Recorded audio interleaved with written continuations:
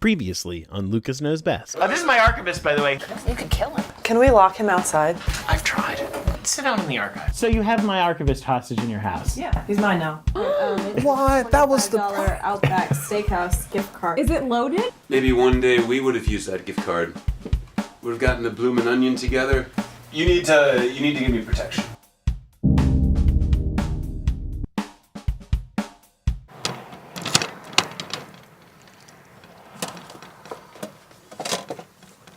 Lucas! What? Jesus, what are you doing here? Lucas, what's that you got there? It's the mail. Yeah, what's that one on the top though? I don't know. It's the one with the seal. Can I just see it for a moment? What are you gonna do with it? Can I see it?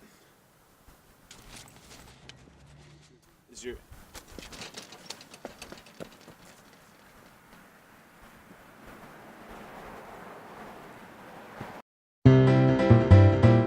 I'm Joshua Lucas. I've accumulated a lot of stuff over the years.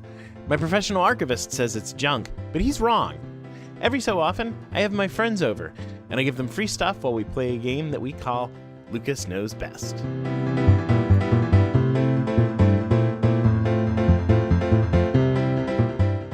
This is Lucas Knows Best, a comedy panel game show where I have some of my funny friends into my house, and I unload my useless crap on them in the guise of a game show, and they fall for it. So hey, this week I've got Andrew and Bianca here. Hey guys. Hey, Hello. thanks for having us. You guys are old friends. It's true. Yeah. You guys have known one another longer than I've known each of you. Yeah, we go Yeah. back. 4 years now. Yeah, 4 years. Yeah. We graduated.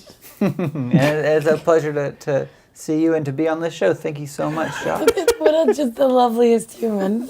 He is. Do you think you're cutthroat enough to beat Bianca at the game? No, I don't.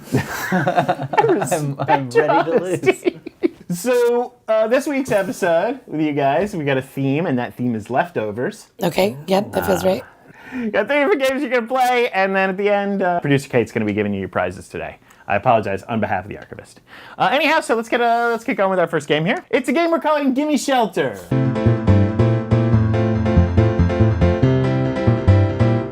About adopting famous animals. I love it. We've already. taken a client, and I will be the client, in this case, a particular client. You each will represent a famous celebrity animal, attempting to get me, the client, to adopt said celebrity animal. Ooh, okay. Today's client is a famously petless person. Our president, Donald J. Trump, Oh my goodness. who notoriously has left the... Are you okay? Do we need to break? Just almost threw up a little bit. Yeah. I don't want to do this to an animal. Has notoriously left the White House animal-free for the first time in many presidencies. Because he does the exact opposite of Obama. Obama had a Yeah. dog. He will not have a dog. Well, he's or wearing a loving human with one, like a pelt. It's like a cryptid. He's got a pet. cryptid on his head. Yeah. It's he skinned Bigfoot. So we're gonna have 3 rounds. Each round, you'll each represent an animal. They're of the same species each round. So to make it fair. So let's look at our first round. All right, first round. Andrew, you're gonna be representing Trigger, the beloved Golden Palomino steed of singing cowboy Roy Rogers, who starred in dozens of motion pictures and was once regarded the smartest horse in Hollywood because he could sign his name X, cover himself with a blanket, and walk 50 feet standing only on his hind legs. Wow. Maybe he should adopt Trump. Sounds like he's doing better than Trump is. That is certainly more to claim than the current alleged president. And Bianca, you on the other hand are going to be representing Mr. Ed, created by Saturday Evening Post classic. New Yorker writer Walter Brooks, a series of short stories. I went and started a television series about a talking horse. My owner, Wilbur Post, was a clumsy architect whose father-in-law believed him not good enough for his daughter, but to whom only I could speak. My show was also sponsored by the Studebaker Auto Company, which went out of business halfway through my show's run. But Andrew, sell me on Trigger.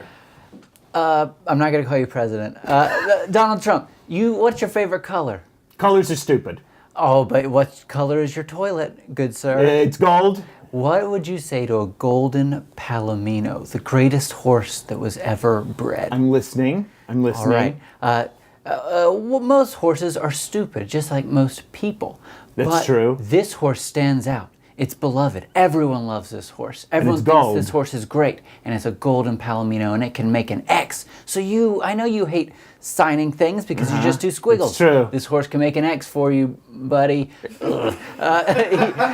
could do anything for you. It sounds like you're saying this horse is better than me, and I don't like that. No, this horse is definitely, it's better than you. This horse is better than you, but it's better than me too. It's better than all of us. Wow. Also, meeting you in person, I just have to say, your presidency is a sham, and I hope you go to jail. I just had to say it. I had to say it. I'm so sorry. No, you're right. You're right. Don't apologize. You're correct. So, Mr. Ed, make your case. Oh, I'm ready. So you're a Hollywood guy, right? You understand what it's like to be in a high-profile situation in front of the camera. Mr. Ed gets that, but he's not some Hollywood liberal elite. I mean, he talked to a clumsy architect, a person of the land, you know? Everyone thought they were too good for him. But why was he hanging around that loser? He wanted to impart his knowledge, right? Why? That would just give him power over him. If he was smarter than him, why would he empower him? You know what? You're not wrong. Actually, fuck that horse. Well, then I'm going to have to give that round to Andrew. Andrew, Trigger. Trigger's now the presidential horse. Mr. Ed, I did that for you. You're better than Swing. I think ultimately Mr. Ed is the winner. Mr. Ed is the winner. Hey, we got to hear. Okay, is this going to work? We got to hear a little clip of Mr. Ed. Please play. Nope, it's not going to play. It was a great episode of Mr. Ed that had Clint Eastwood on it. Are you going to play it in the video, and then we can do reaction shots? Sure, yeah. Yeah. It's a great script. Do you think you could get about 6 weeks off from your TV series? Oh, 6 weeks? Well, I could sure try and manage that, sir. But you couldn't afford me, you cheap old windbag. Wasn't that crazy that Clint Eastwood was on Mr. Ed? It's crazy that Mr. Ed acted circles around Clint Eastwood. Crazy. I said it. You know, after a while, he didn't even need those wires on his lips. He would just do it sense memory. Clint. Of having his lips. I know, it's impressive. Right, it's amazing. Yeah, you would never tell, like in Fistful of Dollars. His whole mouth just rigged up with wires. Yeah. So let's go on to round two. Andrew's got the lead now. Matchup number 2. So we're going to be doing rabbits this time. Andrew, you're going to be representing Thumper, loyal friend to his orphan buddy Bambi, lives his life by Thumper's Law, which is if you can't say anything nice, don't say anything at all. He's a skilled speech therapist, taught his friend Bambi to speak, and taught him how to ice skate, and uses his oversized rear limb to thump both when he's happy and in cases of danger. And he will be competing, Bianca, against the Black Rabbit of Inlay, the allegorical representation of With death. Trump, the Black Rabbit? I'm not going to win this round. The allegorical representation of death in Late Pine cosmology, ushering rabbits away at the times of their death. I serve Lord Frith from my warden of stone, filled with death, disease, and sadness beyond imagining. At the time of his passing, I asked Hazel Ra, chief of Watership Down, to join my Owsla, my personal army of henchmen. So Bianca, I'm going to let you go first, repping the Black Rabbit of Inlay, the spirit of rabbit death. He's a strong leader. That's clear. I like strong leaders. Yeah, he's strong. He's decisive. He understands the pressure of leadership. But hey, he's not going to try to take. Or his dominion is death. He doesn't want what you've got. He wants what you're bringing. I'm never going to die. Yeah, you're never going to die. So he's never going to have any control over you. Oh, I like that. I like that very much. But again, the issue is he doesn't think he's better than me. Yeah, it's more of a colleague than a pet. I gotta tell you, I'm worried about germs. The guy deals with death and disease all the time, and I think you know that I'm not a fan of germs. But you know what? He's clearly got a great immune system. The best. Huge immune system. That is true. For him Nothing to not has killed him ever yet. You make a get strong sick. case. Yeah. All right, Andrew, Thumper. Fake President Trump, wouldn't you say that the thing that you want most of anything is to be surrounded by yes men, specifically Yes. men? Don't you love it when everyone just says nice things about you and never criticizes you? Well, they have to if they're being honest. Well, how about a rabbit whose fundamental principle was if you can't say something nice, don't say it at all? I like that. Only says nice things to you, or it's quiet. So it's either positive or neutral. I gotta tell you that I'm worried about the teaching. I don't like teachers. Well, here's the thing. You don't need him to teach you. You can have him as a little alarm system, because Thumper makes a little thump noise when something's about to happen. So maybe Mueller's coming, pop, pop, pop. Guess what? You got a little thump. Maybe the person's about to ask a difficult question, thump, thump, thump. You got that warning. You got that warning, fake president. So Thumper's always going to be telling you nice things and letting you know when some bad shit's about to go down. You guys are both making very strong cases. Oh, This is a hard one, audience. I don't give a shit what you think. I'm Donald Trump. It's because of the death and disease. I can't go with the black rabbit. Is it because of the death or disease or because it's a black rabbit? Let's be real. Hey! Look, there are good rabbits on all sides. Yay! We got a third question here for you. Matchup number 3. I'm so sorry to the 2 animals that I've sent your way. All right. We're going to have pigs this time. No, let him be. All right. We're going to start with, since you seem to be fond of Babe, we're going to give you Babe. Babe, orphan, raised by border collie parents with a remarkable talent for shepherding early on. I'm a skilled negotiator. As you remember, I brokered a deal with the sheep that allowed us to both get along in harmony. And later, when I was in the city, I was kidnapped by a deranged clown and his orangutan manservant after nearly starving to death in an urban flophouse. Right. Can I just pause and request that you be or your team be the people who write the summaries for Netflix? Yeah. Because that's amazing.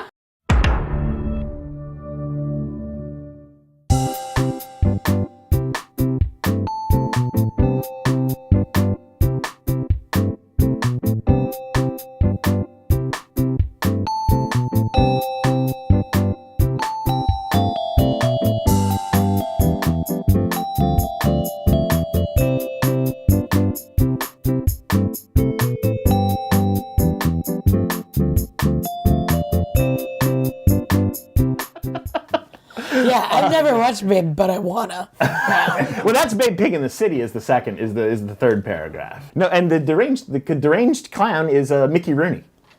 Is the orangutan butler that one orangutan that was in like every movie Yeah, of that I decade? think so, from Like the Dunstan 90s. checks in. Yes, and Ed. Is it good monkey? Yeah, he said that's one of those ape. I wonder Hey, if it's ape. good one. Sorry, ape.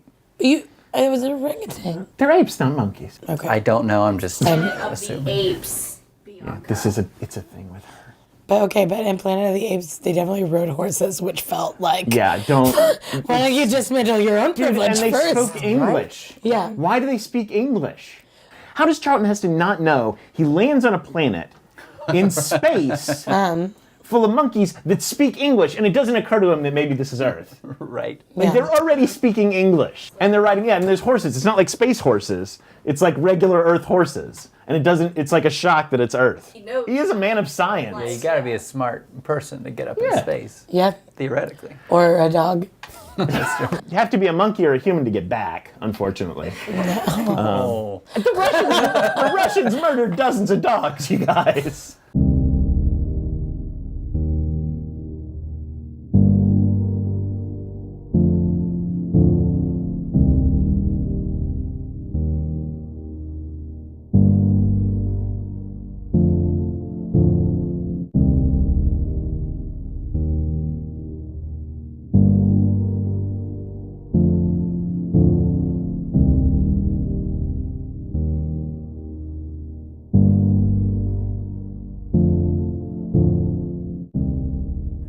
We will never forget them, nor the last time we saw them this morning, as they prepared for their journey and waved goodbye, and slipped the surly bonds of earth to touch the face of God.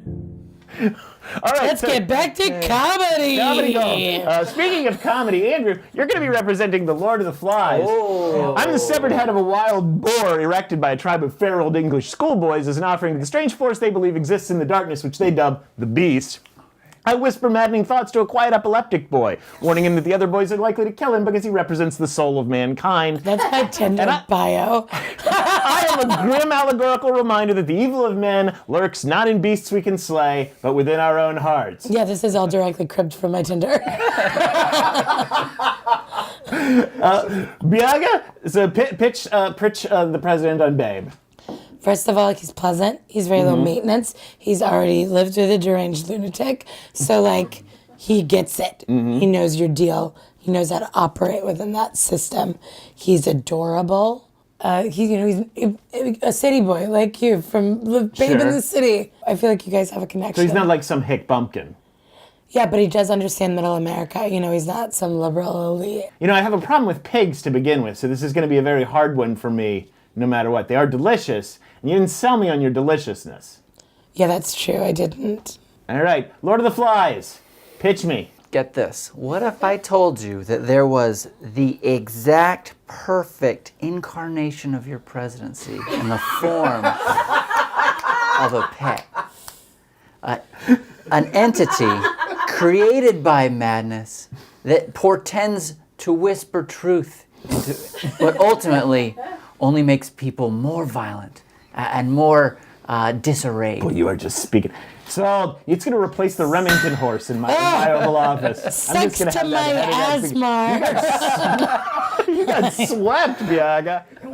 Andrew? Andrew won this round. Hi, it's the, Yeah, there you go. yeah. You're going to have to get down there. Okay. Hi, this is the classiest place on earth, Niagara Falls. Ooh. And this is a address book that also has pictures of Niagara Falls in it. So...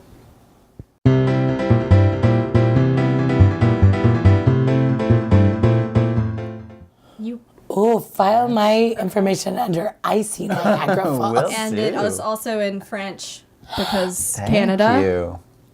Thank you so much for There that you go. prize. Congratulations, Andrew, as a round one winner. Damn it! Thank you. Damn it! Eat it. Right. I'm going to be looking at Niagara Falls this whole time at the table. Okay, Josh, so we're have you good. been to Niagara Falls? Not lately.